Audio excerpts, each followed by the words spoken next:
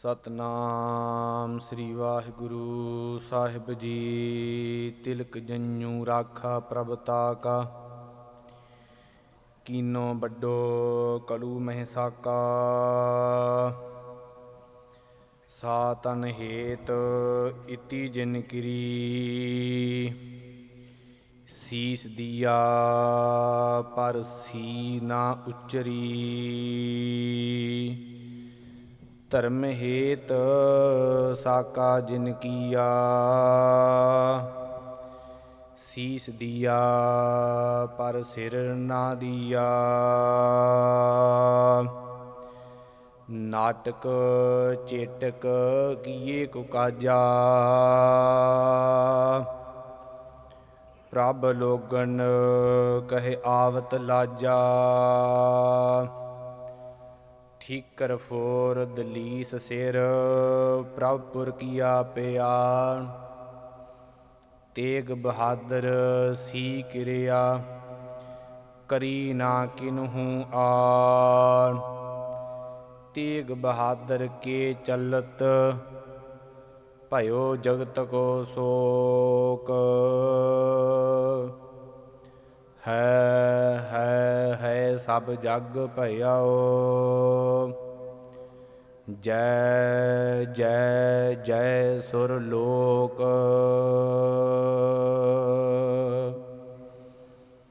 ਪਤਤ ਪਾਵਨ ਚਵਰ ਤਖਤ ਦੇ ਮਾਲਕ, ਲੋਕ ਪ੍ਰਲੋਕ ਦੇ ਸਹਾਇਕ। ਸ਼ਬਦ ਅਵਤਾਰ ਨਿਰੰਕਾਰੀ ਜੋਤ, ਧੰਨ ਧੰਨ ਸਾਹਿਬ ਸ੍ਰੀ ਗੁਰੂ ਗ੍ਰੰਥ ਸਾਹਿਬ ਜੀ ਦੀ ਪਾਵਨ ਪਵਿੱਤਰ ਹਜ਼ੂਰੀ ਅੰਦਰ ਸੱਜ ਬੈਠੇ ਗੁਰੂ ਰੂਪ ਗੁਰੂ ਖਾਲਸਾ ਸਾਧ ਸੰਗਤ ਜੀ ਆਪ ਵਡਭਾਗੇ ਹੋ, ਜੋ ਗੁਰੂ ਸਾਹਿਬ ਜੀ ਦੀ ਹਜ਼ੂਰੀ ਅੰਦਰ ਬੈਠ ਕਰਕੇ ਪਾਵਨ ਗੁਰਬਾਣੀ ਨੂੰ ਸਰਵਣ ਕਰਕੇ ਲਾਹਾ ਪ੍ਰਾਪਤ ਕਰ ਰਹੇ ਹੋ। ਅੰਮ੍ਰਿਤ ਵੇਲੇ ਤੋਂ ਲੈ ਕਰਕੇ ਹਫ਼ਤਾਵਾਰੀ ਸਮਾਗਮਾਂ ਦੀ ਪ੍ਰਾਰੰਭਤਾ ਹੋਈ ਔਰ ਨੌਵੇਂ ਪਾਤਸ਼ਾਹ ਧੰਨ ਸ੍ਰੀ ਗੁਰੂ ਤੇਗ ਬਹਾਦਰ ਮਹਾਰਾਜ ਸਾਹਿਬ ਜੀ ਦੇ, ਜਿਨ੍ਹਾਂ ਨੇ ਇਸ ਲੋਕਾਈ ਦੀ ਰੱਖਿਆ ਕੀਤੀ, ਹਿੰਦ ਧਰਮ ਦੀ ਰੱਖਿਆ ਕਰਨ ਵਾਸਤੇ ਧੋਤੀ ਤੇ ਬੋਧੀ ਨੂੰ ਮਹਾਰਾਜ ਸਾਹਿਬ ਜੀ ਨੇ ਬਚਾਇਆ ਔਰ ਕਸ਼ਮੀਰੀ ਪੰਡਤਾਂ ਦੀ ਪੁਕਾਰ ਕਰਨ ਤੇ ਮਹਾਰਾਜ ਜੀ ਨੇ ਆਪਣੇ ਸੀਸ ਦਾ ਬਲੀਦਾਨ ਦੇ ਕਰਕੇ ਸ਼ਹੀਦੀਆਂ ਪ੍ਰਾਪਤ ਕੀਤੀਆਂ। ਐਸੇ ਧੰਨ ਸ੍ਰੀ ਗੁਰੂ ਤੇਗ ਬਹਾਦਰ ਮਹਾਰਾਜ ਜੀ ਦੇ ਸ਼ਹੀਦੀ ਦਿਹਾੜੇ ਨੂੰ ਸਮਰਪਿਤ ਅੰਮ੍ਰਿਤ ਵੇਲੇ ਤੋਂ ਦੀਵਾਨ ਦੀ ਪ੍ਰਾਰੰਭਤਾ ਹੋਈ। ਸੱਜੇ ਹੋਏ ਦੀਵਾਨਾਂ ਦੇ ਅੰਦਰ ਆਪ ਗੁਰੂ ਕੀਆਂ ਸੰਗਤਾਂ ਨੇ ਅੰਮ੍ਰਿਤ ਵੇਲੇ ਪਾਵਨ ਗੁਰਬਾਣੀਆਂ ਦੇ ਭੋਗ ਸਰਵਣ ਕੀਤੇ।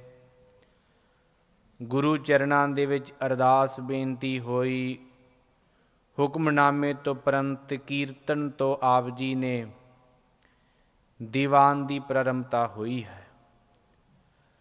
ਗੁਰੂ ਰੂਪ ਗੁਰੂ ਖਾਲਸਾ ਸਾਧ ਸੰਗਤ ਜੀ, ਧੰਨ ਗੁਰੂ ਤੇਗ ਬਹਾਦਰ ਮਹਾਰਾਜ ਸਾਹਿਬ ਜੀ ਦਾ ਜੀਵਨ ਕਹਿਣ ਤੇ ਕਥਨ ਤੋਂ ਪਰੇ ਹੈ। ਧੰਨ ਗੁਰੂ ਤੇਗ ਬਹਾਦਰ ਮਹਾਰਾਜ ਸਾਹਿਬ ਜੀ ਨੇ ਆਪਣੇ ਸੀਸ ਦਾ ਬਲੀਦਾਨ ਦੇ ਕਰਕੇ ਔਰ ਜ਼ਾਲਮ ਸਰਕਾਰ ਨੂੰ ਦੱਸਿਆ ਹੈ ਮਹਾਰਾਜ ਜੀ ਨੇ ਕਿ ਇਹ ਸਿੱਖ ਕੌਮ, ਸਿੱਖ ਧਰਮ, ਇਹ ਕਿਸੇ ਤੋਂ ਡਰਨ ਵਾਲਾ ਨਹੀਂ ਤੇ ਨਾ ਅਜੇ ਤੱਕ ਡਰਿਆ, ਨਾ ਕੋਈ ਡਰਾ ਹੀ ਸਕਦਾ। ਔਰ ਪਰਉਪਕਾਰੀ ਜੀਵਨ, ਆਪਣੇ ਸਿੱਖਾਂ ਨੂੰ ਮਹਾਰਾਜ ਜੀ ਕਿਤਨਾ ਪ੍ਰੇਮ ਕਰਦੇ ਰਹੇ। ਬਚਪਨ ਤੋਂ ਹੀ ਮਹਾਰਾਜ ਜੀ ਨੇ ਇੱਕ ਨਹੀਂ ਅਨੇਕਾਂ ਹੀ ਵਰ ਪ੍ਰਾਪਤ ਕਰ ਲਏ। ਜਿਸ ਵੇਲੇ ਧੰਨ ਗੁਰੂ ਤੇਗ ਬਹਾਦਰ ਮਹਾਰਾਜ ਸਾਹਿਬ ਜੀ ਨੇ ਅੰਮ੍ਰਿਤਸਰ ਦੀ ਪਵਿੱਤਰ ਧਰਤੀ ਤੇ ਧੰਨ ਗੁਰੂ ਹਰਗੋਬਿੰਦ ਮਹਾਰਾਜ ਸਾਹਿਬ ਜੀ ਦੇ ਗ੍ਰਹਿ ਵਿਖੇ गुरु के महल वाले अस्थान ते अवतार धारण कीता। जिस वेले धन गुरु तेग बहादुर महाराज जी का अवतार होया, महाराज जी नूं पता लगा कि घर दे विच साहिबजादे प्रगट होए ने। और किसी सिख ने महाराज जी नूं जाके दसिया। उस वेले धन गुरु हरगोबिंद साहब महाराज जी कीर्तन सुन रहे सी और अपने घर दे विच आए और आके जदों दर्शन कीते और धन गुरु हरगोबिंद साहब सच्चे पातशाह महाराज जी ने सीस झुकाया, मत्था टेकिया। सिखां ने बेनती की, महाराज ये छोटा जिहा बालक है, आप जी ने छोटे जे बालक नूं सीस झुकाया, मत्था टेकिया, की कारण? उस वेले धन गुरु हरगोबिंद साहब सच्चे पातशाह महाराज साहब जी कहन लगे, ये तां अवतारी पुरष है, इन्हां ने ਵੱਡੇ हो करके कई परोपकार करने ने और इन्हां ने इस संसार दे उपर अपना बहुत वड्डा नां रोशन करना है। और उस वेले ऐसे वार धन श्री गुरु हरगोबिंद साहब सच्चे पातशाह महाराज साहब जी ने दिते। कई इतिहासकार दसदे ने कि महाराज जी का नाम त्यागमल भी रखा गया और महाराज साहब जी नूं छोटे हुंदियां तो लै करके शस्त्र विद्या दे विच निपुण करता। धन गुरु हरगोबिंद साहब सच्चे पातशाह महाराज साहब जी की निगरानी हेठ महाराज जी ने शस्त्र विद्या ते शास्त्र विद्या प्राप्त कर ली। जे करतारपुर की जंग धन गुरु हरगोबिंद साहब महाराज जी ने लड़ी, वध वध के तेगां धन गुरु तेग बहादुर साहब महाराज जी ने मारियां। और जे परोपकारी जीवन की गल करिए, धन गुरु हरगोबिंद साहब महाराज साहब जी का साहिबजादा और जिवें बचन कीता सी वड्डे परोपकारी होणगे। और धन गुरु तेग बहादुर महाराज साहब जी जिस वेले आसाम गए और जिस वेले राजा राम राय महाराज साहब जी दे कोल आया, आके महाराज जी नूं मत्था टेकिया और महाराज साहब जी दे कोल बैठ गया। बेनती की, महाराज घर दे विच औलाद नहीं है, आप जी कृपा करो, पुत्र दी दात बख्शिश करो। धन गुरु तेग बहादुर महाराज साहब जी ने, इतिहासकार दसदे ने कि हत्थ दे विच एक मुंदरी पाई हुई सी। महाराज साहब जी ने वो मुंदरी राजा राम राय दे मत्थे नूं लाई और बचन कर दिता कि तुहाडे घर दे विच पुत्र पैदा हो जाएगा। उस वेले राजे राम राय ने कहा महाराज जी नूं कि महाराज ये मैं किवें परखांगा कि मेरे घर दे विच पुत्र तुहाडी अरदास दे नाल पैदा होया है, तुहाडी बख्शिश दे नाल पुत्र पैदा होया है। उस वेले धन गुरु तेग बहादुर महाराज साहब जी कहन लगे, ਜਿਹੜਾ तेरे घर दे विच पुत्र पैदा होवेगा ਉਹਦੇ मत्थे ते साडी ये मुंदरी ਦਾ निशान होवेगा। और घर दे विच पुत्र पैदा होया ਜਿਹਦਾ नाम इतिहासकार दसदे ने राजा रतन राय रखिया। और राजा रतन राय थोड़ा जिहा वड्डा होया और शीशे दे अगे खलो करके अपनी पग बन रहा सी। देखिया मत्थे दे विच निशान है। मन दे विच विचार आई कि मैनू किते कोई सट भी नहीं लगी, चोट भी नहीं लगी, ये मत्थे ते निशान क्यों पै गया। अपनी माँ नूं पुछिया, माँ मैं ज्यों सुरत संभाली है मैनू किसी प्रकार की कोई चोट नहीं लगी, आ जिहड़ा मेरे मत्थे ते निशान है ये क्यों पै गया है।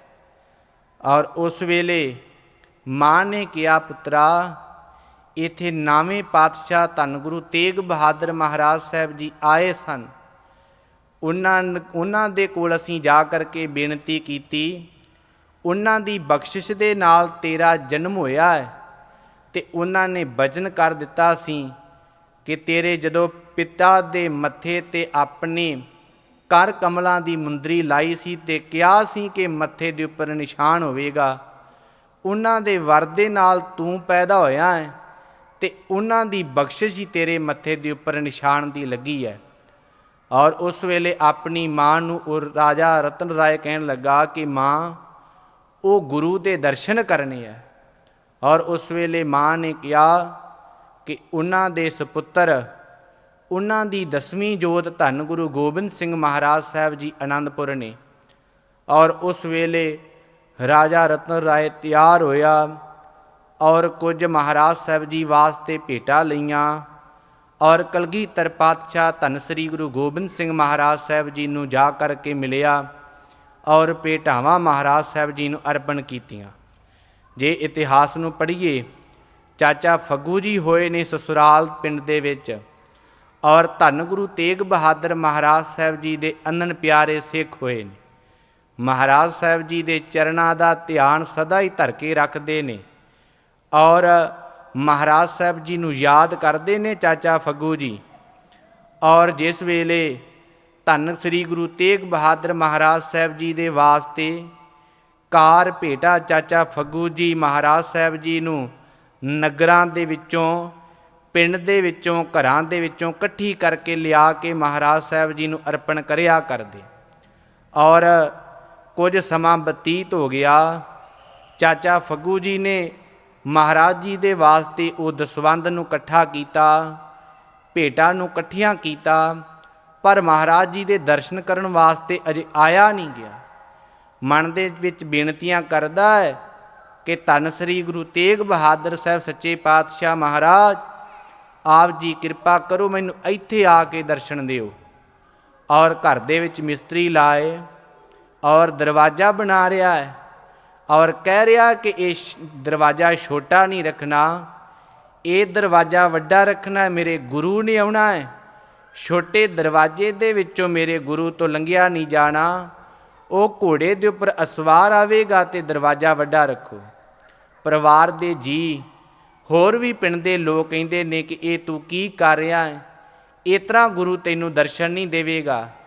ਪਰ ਉਸ ਵੇਲੇ ਚਾਚੇ ਫੱਗੂ ਨੇ ਕਿਹਾ ਕਿ ਨਹੀਂ, ਮੈਨੂੰ ਉਸ ਅਕਾਲ ਪੁਰਖ ਵਾਹਿਗੁਰੂ ਪਰਮੇਸ਼ਰ ਦੀ ਜੋਤ 'ਤੇ ਭਰੋਸਾ ਹੈ, ਮੈਂ ਉਹਨਾਂ ਨੂੰ ਸਦਾ ਹੀ ਯਾਦ ਕਰਦਾ ਹਾਂ, ਉਹ ਆ ਕੇ ਮੈਨੂੰ ਜ਼ਰੂਰ ਦਰਸ਼ਨ ਦੇਣਗੇ। ਧੰਨ ਸ੍ਰੀ ਗੁਰੂ ਤੇਗ ਬਹਾਦਰ ਸੱਚੇ ਪਾਤਸ਼ਾਹ ਮਹਾਰਾਜ ਸਾਹਿਬ ਜੀ ਚਾਚੇ ਫੱਗੂ ਨੂੰ ਸਸੁਰਾਲ ਪਿੰਡ ਦੇ ਵਿੱਚ ਆਏ, ਚੜ੍ਹੇ ਘੋੜੇ ਤੇ ਅਸਵਾਰ ਮਹਾਰਾਜ ਜੀ ਨੇ ਆ ਕੇ ਦਰਸ਼ਨ ਦਿੱਤੇ ਔਰ ਕਿਹਾ, ਮਹਾਰਾਜ ਸਾਹਿਬ ਜੀ ਨੇ ਲਿਆ ਸਾਡੀ ਕਾਰ ਭੇਟਾ, ਬੜੇ ਪ੍ਰੇਮ ਦੇ ਨਾਲ ਮਹਾਰਾਜ ਜੀ ਨੂੰ ਸਤਿਕਾਰ ਕੀਤਾ। ਮਹਾਰਾਜ ਸਾਹਿਬ ਜੀ ਨੂੰ ਘੋੜੇ ਤੋਂ ਹੇਠਾਂ ਉਤਾਰਿਆ, ਬਚਨ ਬਲਾਸ ਹੋਏ। ਜਿਹੜੀ ਨਗਰਾਂ ਦੇ ਵਿੱਚੋਂ, ਪਿੰਡਾਂ ਦੇ ਵਿੱਚੋਂ, ਘਰਾਂ ਦੇ ਵਿੱਚੋਂ ਉਹ ਕਾਰ ਭੇਟਾ ਇਕੱਠੀ ਕੀਤੀ ਸੀ, ਧੰਨ ਸ੍ਰੀ ਗੁਰੂ ਤੇਗ ਬਹਾਦਰ ਮਹਾਰਾਜ ਸਾਹਿਬ ਜੀ ਦੇ ਅੱਗੇ ਲਿਆ ਕਰਕੇ ਰੱਖ ਦਿੱਤੀ। ਧੰਨ ਸ੍ਰੀ ਗੁਰੂ ਤੇਗ ਬਹਾਦਰ ਮਹਾਰਾਜ ਸਾਹਿਬ ਜੀ ਕਹਿਣ ਲੱਗੇ ਚਾਚੇ ਫੱਗੂ ਨੂੰ, ਇੱਕ ਸਾਡੀ ਭੇਟਾ ਤੂੰ ਦਿੱਤੀ ਨਹੀਂ। ਜਿਸ ਵੇਲੇ ਇਸ ਤਰ੍ਹਾਂ ਕਿਹਾ, ਬਹੁਤ ਲੋਕ ਹੈਰਾਨ ਹੋਏ ਕਿ ਇਹ ਤਾਂ ਕਿਤੇ ਟਕੇ ਦੀ ਵੀ ਹੇਰਾ ਫੇਰੀ ਨਹੀਂ ਸੀ ਕਰਦਾ, ਇਹੋ ਜੀ ਕਿਹੜੀ ਭੇਟਾ ਹੈ ਜਿਹੜੀ ਮਹਾਰਾਜ ਜੀ ਨੂੰ ਇਹਨੇ ਅਰਪਣ ਨਹੀਂ ਕੀਤੀ। ਉਸ ਵੇਲੇ ਮਹਾਰਾਜ ਸਾਹਿਬ ਜੀ ਕਹਿਣ ਲੱਗੇ ਕਿ ਉਹ ਜਿਹੜੀ ਸਾਹਮਣੇ ਬੇਰੀ ਹੈ, ਉਹ ਨਹੀਂ ਤੂੰ ਮੈਨੂੰ ਭੇਟਾ ਕੀਤੀ। ਉਸ ਵੇਲੇ ਮਹਾਰਾਜ ਸਾਹਿਬ ਜੀ ਦੇ ਚਰਨਾਂ ਦੇ ਉੱਪਰ ਸੀਸ ਰੱਖਿਆ। ਮਹਾਰਾਜ ਸਾਹਿਬ ਜੀ ਕਹਿਣ ਲੱਗੇ ਚਾਚੇ ਫੱਗੂ ਨੂੰ ਕਿ ਇਹ ਸਾਰੀ ਕਹਾਣੀ ਵਾਰਤਾਲਾਪ ਸੰਗਤ ਨੂੰ ਦੱਸ। ਉਸ ਵੇਲੇ ਚਾਚੇ ਫੱਗੂ ਨੇ ਕਿਹਾ ਕਿ ਮੈਂ ਪਿੰਡਾਂ ਦੇ ਵਿੱਚੋਂ ਭੇਟਾ ਲੈਣ ਵਾਸਤੇ ਜਾਂਦਾ ਸੀ, ਆਪ ਜੀ ਦੇ ਨਾਂ 'ਤੇ ਜਦੋਂ ਦਸਵੰਧ ਇਕੱਠਾ ਕਰਦਾ ਸੀ, ਘਰਾਂ ਦੇ ਵਿੱਚੋਂ ਗ੍ਰਾਹੀ ਕਰਿਆ ਕਰਦਾ ਸੀ। ਕਈ ਲੋਕ ਤਾਂ ਮਹਾਰਾਜ ਆਪ ਜੀ ਦੇ ਨਾਂ 'ਤੇ ਬੜੇ ਖੁਸ਼ ਹੋ ਕਰਕੇ ਭੇਟਾ ਦਿਆ ਕਰਦੇ, ਪਰ ਇੱਕ ਘਰ ਦੇ ਵਿੱਚ ਗਿਆ ਮੈਂ, ਜਾ ਕੇ ਜਦੋਂ ਘਰ ਦਾ ਦਰਵਾਜ਼ਾ ਖੜਕਾਇਆ, ਘਰ ਦੇ ਵਿੱਚ ਇੱਕ ਇਕੱਲੀ ਔਰਤ, ਔਰ ਜਿਸ ਵੇਲੇ ਮੈਂ ਦਰਵਾਜ਼ਾ ਖੜਕਾਇਆ, ਔਰਤ ਨੇ ਬੂਹਾ ਖੋਲ੍ਹਿਆ। ਮੈਂ ਉਹਨੂੰ ਕਿਹਾ ਕਿ ਮਹਾਰਾਜ ਸਾਹਿਬ ਜੀ ਵਾਸਤੇ ਕਾਰ ਭੇਟਾ ਪਾ ਦੇ, ਔਰ ਉਹਨੇ ਜਵਾਬ ਦੇ ਦਿੱਤਾ। ਮਹਾਰਾਜ ਮੈਂ ਫਿਰ ਦੁਬਾਰਾ ਕਿਹਾ ਕਿ ਮੈਂ ਨਾਵੇਂ ਪਾਤਸ਼ਾਹ ਧੰਨ ਸ੍ਰੀ ਗੁਰੂ ਤੇਗ ਬਹਾਦਰ ਮਹਾਰਾਜ ਸਾਹਿਬ ਜੀ ਦੇ ਵਾਸਤੇ ਕਾਰ ਭੇਟਾ ਲੈਣ ਵਾਸਤੇ ਆਇਆ ਹਾਂ, ਔਰ ਉਹਨੇ ਇਨਕਾਰ ਕਰ ਦਿੱਤਾ। ਤੀਸਰੀ ਵਾਰ ਮਹਾਰਾਜ ਮੈਂ ਫਿਰ ਕਿਹਾ, ਉਹਨੇ ਬਹੁਕਰ ਮਾਰ ਕੇ ਮਹਾਰਾਜ ਇਹ ਕੂੜਾ ਇਕੱਠਾ ਕੀਤਾ ਸੀ, ਅਤੇ ਕੂੜੇ ਦੇ ਵਿੱਚ ਇਹ ਬੇਰੀ ਦਾ ਛੋਟਾ ਜਿਹਾ ਬੇਰ ਸੀ। ਜਿਸ ਵੇਲੇ ਮਹਾਰਾਜ ਮੈਨੂੰ ਉਹ ਕਹਿਣ ਲੱਗੀ ਕਿ ਆਹ ਘੱਟਾ ਹੀ ਲੈ ਜਾ, ਮਹਾਰਾਜ ਮੈਂ ਉਹ ਝੋਲੀ ਕਰਕੇ ਘੱਟਾ ਹੀ ਆਪਣੀ ਝੋਲੀ ਦੇ ਵਿੱਚ ਪਵਾ ਲਿਆ। ਮਹਾਰਾਜ ਜਿਸ ਵੇਲੇ ਮੈਂ ਘੱਟੇ ਨੂੰ ਫਰੋਲ ਕਰਕੇ ਇਹ ਬੇਰੀ ਦੇ ਵਿੱਚੋਂ ਛੋਟਾ ਜਿਹਾ ਬੇਰ ਦੇਖਿਆ, ਮਹਾਰਾਜ ਆਪ ਜੀ ਨੂੰ ਯਾਦ ਕਰਕੇ ਇਹ ਮੈਂ ਬੇਰ ਛੋਟਾ ਜਿਹਾ ਗਿੜਕ ਨੱਪ ਦਿੱਤੀ, ਇਹ ਬੇਰੀ ਦਾ ਰੁੱਖ ਬਣ ਗਿਆ। ਔਰ ਉਸ ਵੇਲੇ ਸਾਰੀ ਸੰਗਤ ਧੰਨ ਸ੍ਰੀ ਗੁਰੂ ਤੇਗ ਬਹਾਦਰ ਮਹਾਰਾਜ ਸਾਹਿਬ ਜੀ ਦੇ ਚਰਨਾਂ ਦੇ ਉੱਪਰ ਸੀਸ ਨਿਵਾ ਕਰਕੇ ਬੇਨਤੀਆਂ ਕਰਨ ਲੱਗੀ। ਐਸਾ ਬਿਰਧ ਹੈ, ਐਸਾ ਮਹਾਰਾਜ ਸਾਹਿਬ ਜੀ ਆਪਣੇ ਜੀਵਨ ਕਾਲ ਦੇ ਵਿੱਚ ਆਪਣੇ ਸਿੱਖਾਂ ਦੇ ਨਾਲ ਪਾਰੁਪ ਕਰਦੇ ਰਹੇ। ਔਰ ਇੱਕ ਨਹੀਂ ਅਨੇਕਾਂ ਹੀ ਕੌਤਕ ਧੰਨ ਸ੍ਰੀ ਗੁਰੂ ਤੇਗ ਬਹਾਦਰ ਮਹਾਰਾਜ ਸਾਹਿਬ ਜੀ ਨੇ ਆਪਣੇ ਜੀਵਨ ਕਾਲ ਦੇ ਵਿੱਚ ਕੀਤੇ। ਜਿਸ ਵੇਲੇ ਕਿਰਪਾ ਰਾਮ ਨੇ ਆ ਕਰਕੇ ਮਹਾਰਾਜ ਸਾਹਿਬ ਜੀ ਨੂੰ ਬੇਨਤੀ ਕੀਤੀ ਸੀ ਔਰ ਕਸ਼ਮੀਰੀ ਪੰਡਤਾਂ ਦੀ ਪੁਕਾਰ ਨੂੰ ਮਹਾਰਾਜ ਸਾਹਿਬ ਜੀ ਨੇ ਸੁਣ ਕਰਕੇ ਆਪਣੇ ਸੀਸ ਦਾ ਬਲੀਦਾਨ ਦਿੱਲੀ ਚਾਂਦਨੀ ਚੌਂਕ ਦੇ ਵਿੱਚ ਦਿੱਤਾ। ਐਸਾ ਮਹਾਰਾਜ ਸਾਹਿਬ ਦਾ ਜੀਵਨ ਹੈ। ਕਿਸੇ ਕਵੀ ਨੇ ਬੜਾ ਸੁੰਦਰ ਜ਼ਿਕਰ ਕੀਤਾ ਹੈ। ਉਹ ਕਵੀ ਕਹਿੰਦਾ ਹੈ, ਮੈਂ ਹਾਂ ਤੇਗ ਤੇ ਕੱਢ ਲੈ ਤੇਗ ਤੂੰ ਵੀ, ਇੱਕ ਦੋ ਨੀ ਪਰਖ ਲੈ 100 ਤੇਗਾਂ, ਮੈਨੂੰ ਲਕਵਾ ਹੈ ਤੇਗ ਬਹਾਦਰੀ ਦਾ, ਮੇਰੇ ਸਾਵੇ ਨਹੀਂ ਸਕਦੀਆਂ ਖਲੋ ਤੇਗਾਂ, ਮੈਂ ਤਾਂ ਜੰਮਦਿਆਂ ਤੇਗਾਂ ਦੀ ਸ਼ਾਹ ਮਾਣੀ, ਵੇਖ ਪਿਤਾ ਦੀਆਂ ਪਹਿਨੀਆਂ ਦੇ ਤੇਗਾਂ, ਤਾਨੂੰ ਮੇਰੇ ਪਿਤਾ ਦੀ ਅਣਖ ਬਹਾਦਰੀ ਤੇ, ਰਿਹਾ ਪਰਖਦਾ ਪਿਓ ਤੇਰਾ ਤੇਗਾਂ, ਹੁਣ ਵੀ ਵੇਖੇਗਾ ਆਉਂਦੇ ਭਵਿੱਖ ਅੰਦਰ, ਮੇਰੇ ਪੁੱਤਰ ਨੇ ਵਾਹੁਣੀਆਂ ਉਹ ਤੇਗਾਂ, ਉਹਦੀ ਤੇਗ ਵਿੱਚੋਂ ਜਿਹੜੀ ਤੇਗ ਨਿਕਲੂ, ਉਹ ਲੱਖਾਂ ਲੈ ਗਈ ਤੇਰੀਆਂ ਖੋਹ ਤੇਗਾਂ। ਐਸੇ ਕਵੀ ਨੇ ਬੜੇ ਸੁੰਦਰ ਧੰਨ ਸ੍ਰੀ ਗੁਰੂ ਤੇਗ ਬਹਾਦਰ ਮਹਾਰਾਜ ਸਾਹਿਬ ਜੀ ਦੇ ਵਡਿਆਈ ਦੇ ਬਾਬਤ ਉਚਾਰਨ ਕੀਤੇ ਨੇ। ਬਹੁਤ ਲਵੇਰਾ ਧੰਨ ਸ੍ਰੀ ਗੁਰੂ ਤੇਗ ਬਹਾਦਰ ਮਹਾਰਾਜ ਸਾਹਿਬ ਜੀ ਦਾ ਇਤਿਹਾਸ ਹੈ। ਗੁਰੂ ਕੀਆਂ ਸੰਗਤਾਂ ਧੰਨ ਸ੍ਰੀ ਗੁਰੂ ਤੇਗ ਬਹਾਦਰ ਮਹਾਰਾਜ ਸਾਹਿਬ ਜੀ ਦਾ ਪਾਵਨ ਪਵਿੱਤਰ ਸ਼ਹੀਦੀ ਦਿਹਾੜਾ ਮਨਾ ਰਹੀਆਂ ਨੇ। ਔਰ ਮਹਾਰਾਜ ਸਾਹਿਬ ਜੀ ਕਿਰਪਾ ਕਰਨ, ਆਪਣੇ ਪਾਏ ਹੋਏ ਪੂਰਨਿਆਂ ਤੇ ਸਮੂਹ ਸੰਗਤਾਂ ਨੂੰ ਦਾਸਰਿਆਂ ਨੂੰ ਚੱਲਣ ਦਾ ਬਲ ਬਖਸ਼ਿਸ਼ ਕਰਨ। ਇਤਨੀ ਕੁ ਹਾਜ਼ਰੀ ਆਪ ਜੀ ਨੇ ਪ੍ਰਵਾਨ ਕਰਨੀ। ਗੁਰੂ ਕੀ ਸੰਗਤ ਧੰਨ ਸ੍ਰੀ ਗੁਰੂ ਗ੍ਰੰਥ ਸਾਹਿਬ ਸੱਚੇ ਪਾਤਸ਼ਾਹ ਮਹਾਰਾਜ ਸਾਹਿਬ ਜੀ ਬਖਸ਼ਿੰਦ ਪਿਤਾ ਬਖਸ਼ ਦੇਣ, ਅੱਗੇ ਤੋਂ ਸਮਤ ਬਖਸ਼ਿਸ਼ ਕਰਨ। ਇਤਨੀ ਕੁ ਹਾਜ਼ਰੀ ਆਪ ਜੀ ਨੇ ਪ੍ਰਵਾਨ ਕਰਨੀ। ਗੁਰੂ ਕੀ ਸੰਗਤ ਧੰਨ ਸ੍ਰੀ ਗੁਰੂ ਗ੍ਰੰਥ ਸਾਹਿਬ ਮਹਾਰਾਜ ਸਾਹਿਬ ਜੀ ਦਾ ਕੋਟਾਨ ਕੋਟ ਧੰਨਵਾਦ। ਦਿਓ ਅਸੀਸ ਗੱਜ ਕੇ ਆਖੋ ਵਾਹਿਗੁਰੂ ਜੀ ਕਾ ਖਾਲਸਾ, ਵਾਹਿਗੁਰੂ ਜੀ ਕੀ ਫਤਿਹ।